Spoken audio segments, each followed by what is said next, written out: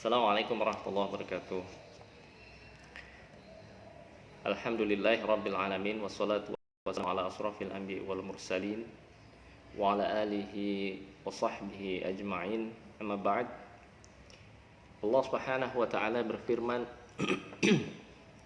alladzina atainahumul kitaba yathlunahu haqqa tilawatihi ulaika yu'minuna bih.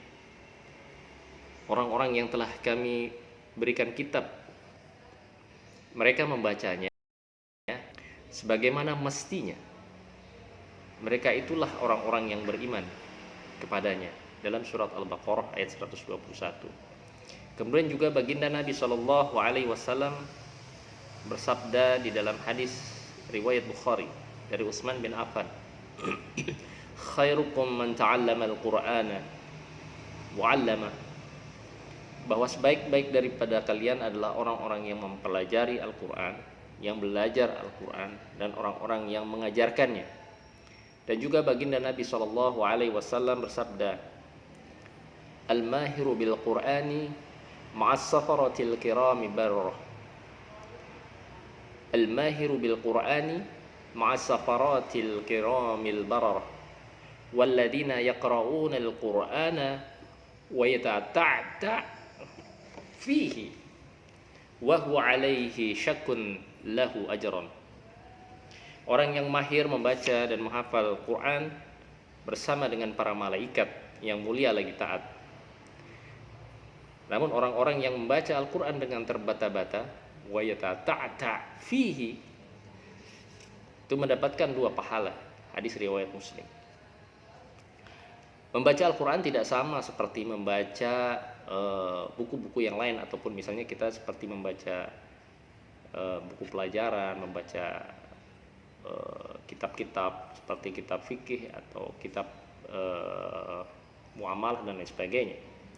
Karena Al-Quran ini buatan Allah Subhanahu wa ta'ala, bukan buatan manusia. Al-Quran ini datang dari Rabb yang menciptakan alam semesta ini, yang menciptakan kita. Karenanya kemudian membacanya pun harus sesuai dengan sebagaimana yang diperintahkan oleh Allah Subhanahu wa taala dan dicontohkan oleh baginda Nabi Shallallahu alaihi wasallam. Karenanya membaca Al-Qur'an sesuai dengan tajwid sangat-sangat dianjurkan bagi semua muslim. Apakah kecil, orang dewasa, ataupun orang yang sudah tua, dengan sesuai dengan kemampuannya. Tentunya kalau seperti orang tua mungkin sudah ada keterbatasan di dalam pengucapan lafaz. Akan tetapi untuk bagi yang para muda, bagi yang masih paruh baya, yang masih bisa menyesuaikan, belajar lagi, akan sangat dianjurkan sekali untuk terus belajar. Paling tidak kalau kita tidak bisa membaca Al-Quran, untuk para lansia misalnya, sesuai dengan tajwid dan hukum bacaan yang benar, paling tidak kita senantiasa dalam kondisi sedang belajar Al-Quran. Ya.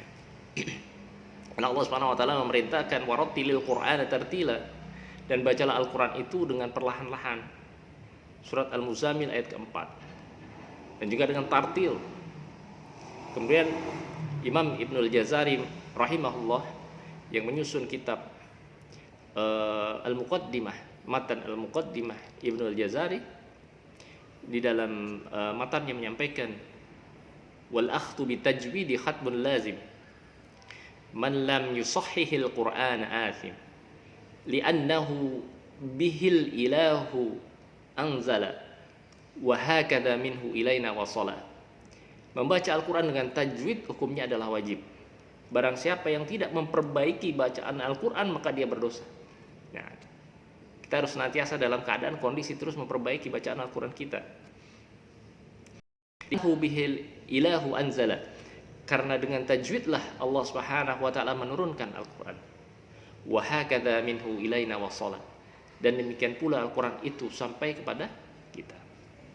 Berdasarkan dalil di atas, maka muslimin mengupayakan, mengusahakan semaksimal mungkin untuk terus memperbaiki bacaan-bacaan Al-Qur'annya, umur berapapun dia.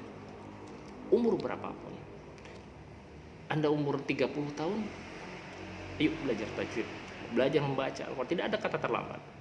Umur 4 tahun, tidak ada kata terlambat. Umur 50, ayo. Bahkan sekarang di Jawa Timur itu sedang marak belajar tajwid, belajar Al-Quran khusus untuk lansia. Yang belajar itu umur 60, 70, ya, seperti itu. Nyaris umur 80 masih terus belajar. Tidak ada kata terlambat. Yang penting kita dalam keadaan ataupun kondisi sedang berusaha untuk terus memperbaiki badan kita. Demikian dari saya. Wallahu a'lam bishawab. Kurang lebihnya mohon maaf. Assalamualaikum warahmatullahi wabarakatuh.